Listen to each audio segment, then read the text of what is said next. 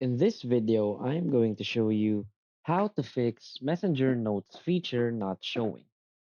So please watch the video until the end and follow this tutorial step by step to avoid making mistakes. So let's get started. So this feature is new by Messenger. So maybe the problem is that your Messenger application is not up to date. So you want to go to your Play Store and search for Messenger. And from here, you want to tap on Messenger and make sure that there is no update option here, only the uninstall and open option. It means that your Messenger app is up to date. The next thing we want to do is go to our phone settings and go to our app settings and search for Messenger.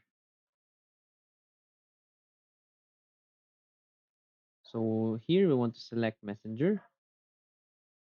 From here, we want to scroll down and go to our storage.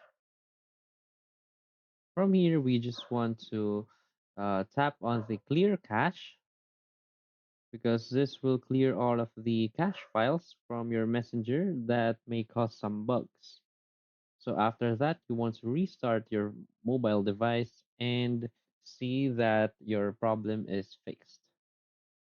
So that's it. If you find this video helpful, please hit like and subscribe.